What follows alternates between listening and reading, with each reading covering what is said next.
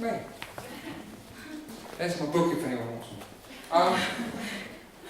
She's getting worried now. I told her that I was going to do this.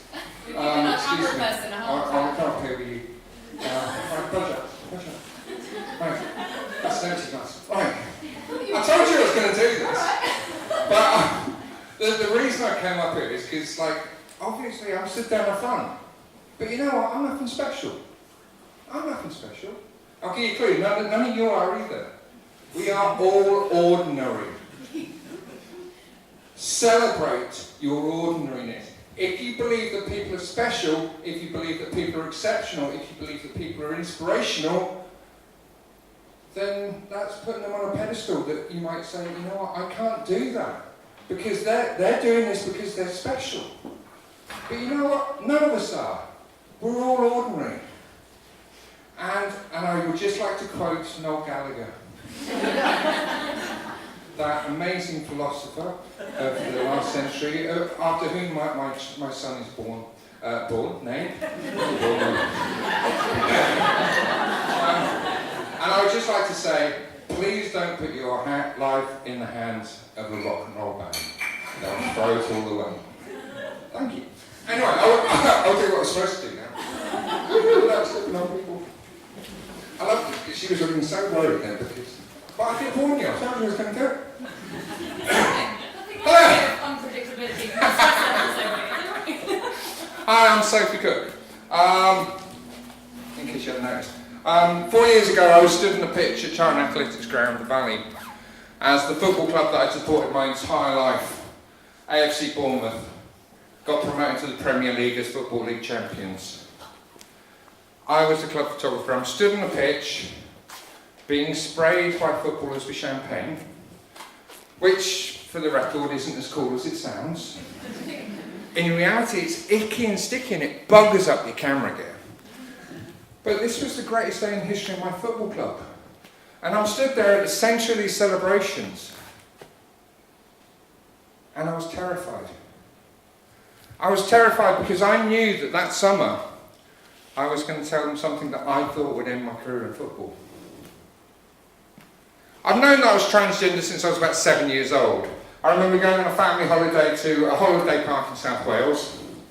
And we drove up there from Bournemouth in my dad's Ford Anglia, which for those of you that are younger than me, it's pretty much everyone in the world.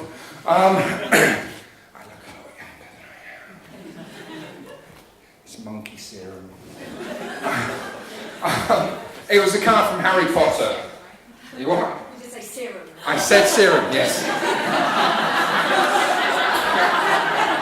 Can we bleep that bit?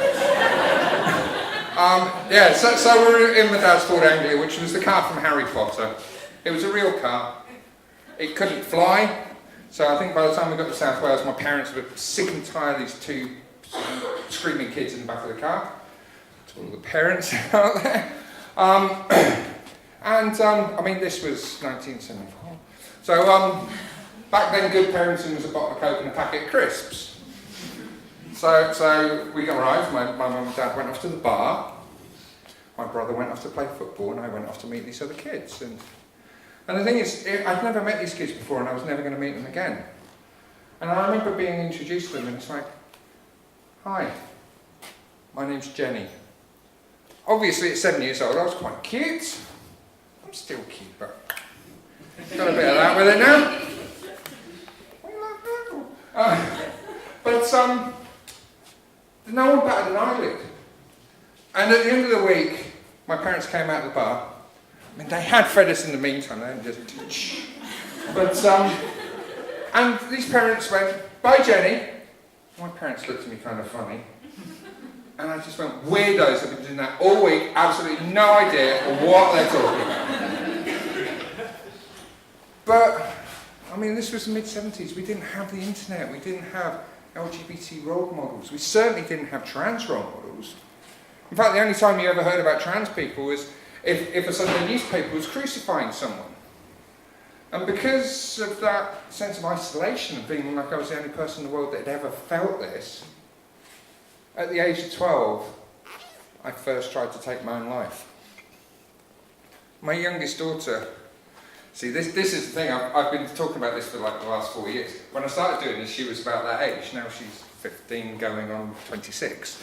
As a parent, to think that your child might be in that sort of pain, it breaks your heart. At the age of 16, I joined the Royal Air Force. I was third generation Air Force. And at the age of 18, I was a jet engine technician on a Tornado Squadron. And one beautiful sunny August afternoon, I'm walking between two aircraft shelters and I heard a bang. And I immediately went to the source of the noise. And one of my colleagues, who was 19 years old, had just lost his arm in an explosion on one of the aircraft. I was 18, I was the first person there. I put a tourniquet on it and saved his life. But despite the fact that the Air Force or the military had over 100 years of dealing with shell shock and post-traumatic stress and all the things that they used to call it, they didn't have a clue what to do with me. In fact, the first thing they did was they shipped me out to Germany. I think what they thought is, we'll take them away from the source of the pain, but actually what they did was they just took me away from my support network. Everyone that knew what I'd just been through. So there I am, 18 years old, stationed in Germany, still transgender because it didn't get better on its own.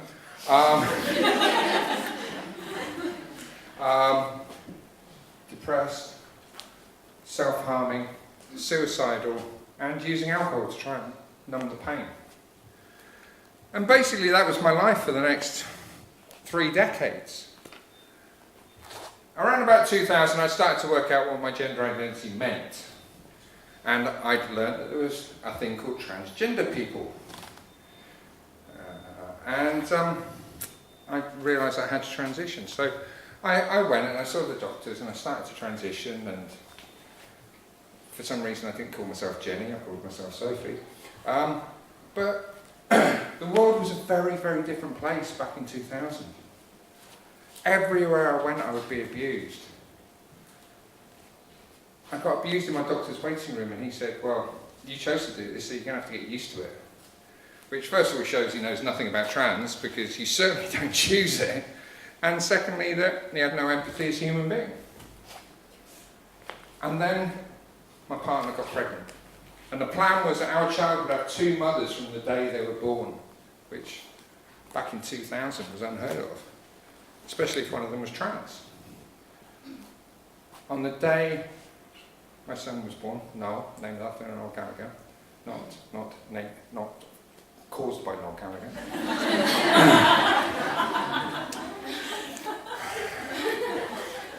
Although that could solve my financial problems. On the day Noel was born, he had a massive seizure, and we nearly lost him. And as a result of that seizure, he ended up disabled. And I remember holding this tiny little baby in my hands. I'm thinking, I can't put this child through the abuse that I'm getting every single day.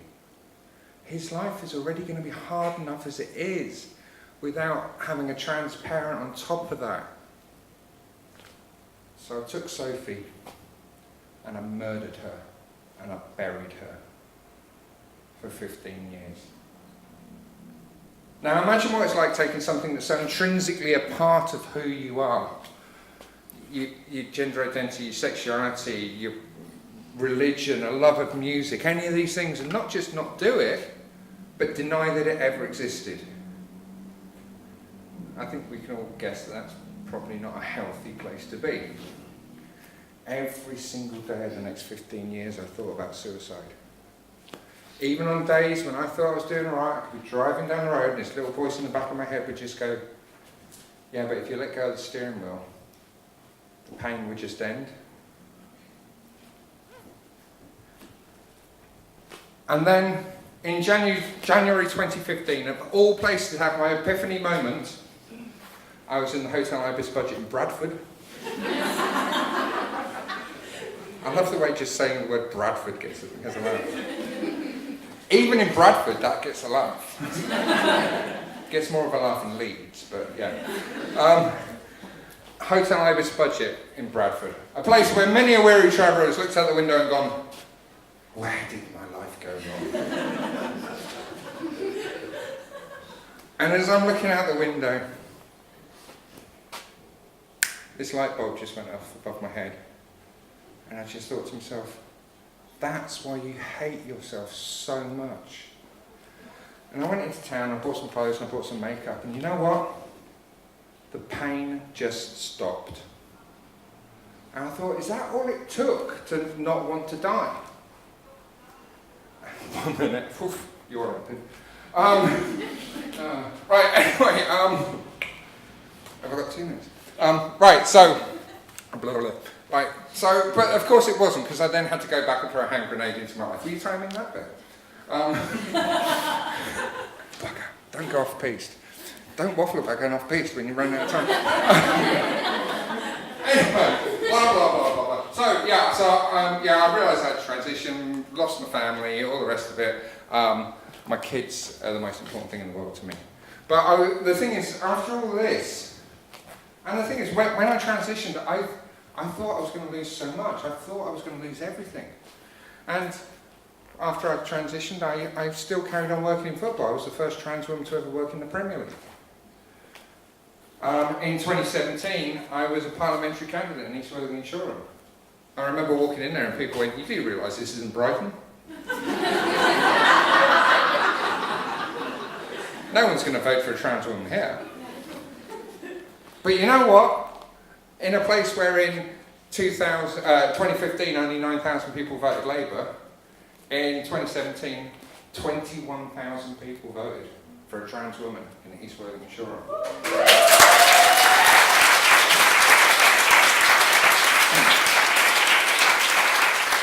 And I'm just going to stay here and look this way so that I can't see her telling me that around.